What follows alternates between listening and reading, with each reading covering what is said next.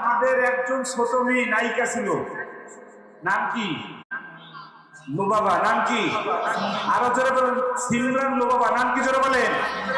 এই মেয়েকে আল্লাহ এমন বুঝ দিয়েছে, সে এই নাটক নাটিকা সিনেমা সব ছাড়িয়ে সে একজন আলেমকে বিয়ে করছে। জোরে বলেন আল্লাহু আকবার।